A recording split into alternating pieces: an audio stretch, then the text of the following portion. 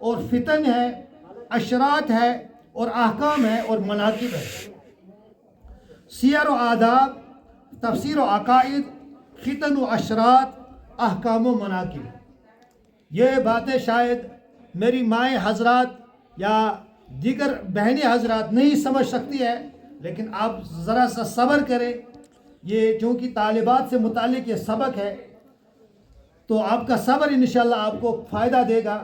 غرض یہ پہلا لفظ جو ہے الصحیح، الصحیح کے معنی یہ ہے، یہ جو کتاب ہمارے سامنے ہے اس کے اندر جو ہمارے سامنے جو حدیثیں ہیں ہر ایک حدیث صحیح ہے، چونکہ امام بخاری کے دور میں وہ جو حدیثیں تھی وہ حدیث وہ اس دور میں دو ہی قسم کی حدیثیں تھی، یا تو حدیث صحیح تھی یا حدیث ضعیف تھی۔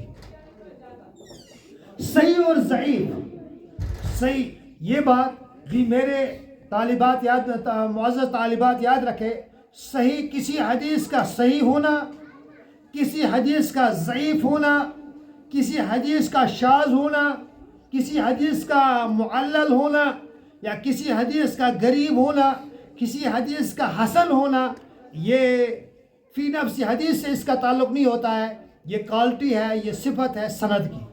سند ضعیف ہوتی ہے، سند کمزور ہوتی ہے، سند صحیح ہوتی ہے، وہ گویا صحیح ہونا، ضعیف ہونا، حسن ہونا، یہ صفت ہے سند کی، نہ کہ حدیث کی، نہ کہ متن کی۔ گویا امام بخاری کے دور میں دو ہی قسم کی احادیث تھی، یا یہ کہے بخاری کے دور میں حدیث ضعیف تھی، حدیث صحیح تھی، حدیث حسن تھی۔ پھر امام بخاری نے صحیح ضعیف کو الگ الگ کر کے صحیح حدیث کو الگ کیا، پھر ان کو ایک کتاب کی شکل آپ نے دی۔ بلکہ میں نے کتاب کے اندر پڑھا ہے، امام بخاری ایک شیخ ابو زید، یہ بہت بڑے معلم گزرے، محدث گزرے، انہوں نے وہ بھی ایک درس دیا، ان کا درس بھی حلقہ درس بھی مشہور و معروف ہے۔ انہوں نے ایک مرتبہ اپنے درس کے اندر یہ بات بیان کی، ان کو جناب رسول اکرم صلی اللہ علیہ وسلم کی زیارت خواب میں ہوئی، ان کو نبی اکرم صلی اللہ علیہ وسلم کی خواب میں زیارت ہوتی ہے۔ پھر فرمایا، او ابو زید، آپ کب تک آپ شافی کتاب پڑھاتے رہو گے؟ میری کتاب آپ کیوں نہیں پڑھاتے؟ شیخ ابو زید نے جواب دیا، یا رسول اللہ صلی اللہ علیہ وسلم، قربان جاؤں، صدقے جاؤں آپ پر، مجھے بتا دیجئے کہ آپ کی کتاب کیا ہے؟ نبی اکرم صلی اللہ علیہ وسلم نے خواب میں جواب دیا، فرمایا میری کتاب بخاری شریف ہے، میری کتاب بخاری شریف ہے۔ غرض خود امام بخاری نے کہیں مرتبہ، میں بیان تو نہیں کر سکتا، بہت زیادہ نبی اکرم صلی اللہ علیہ وسلم کی زیارت کی ہے، اور جس زیارت کے سبب، جس بشارت کے سبب انہوں نے پھر اس کام کو انجام دیا۔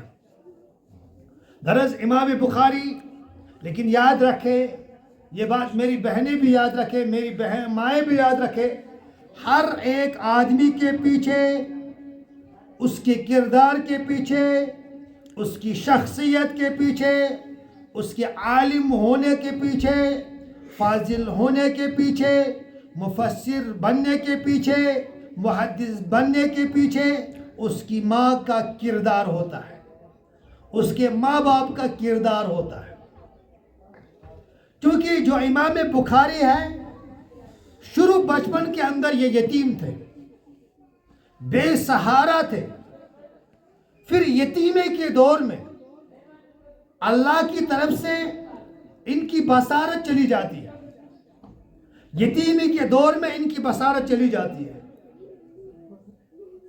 لیکن ان کی ماں جو ہے، اللہ ہماری ماؤں کو بھی ایسا ہی ماں بنائے۔ اللہ جو اس کے اندر، جو اس مجمع کے اندر میری مائیں، میری بہنیں تشریف لائی ہے، کو اللہ سے دعا کرتا ہوں، اے اللہ ان ماؤں کو بھی ہدایت عطا فرما، ان ماؤں کو بھی امام بخاری جیسی ماں کی طرح بنا۔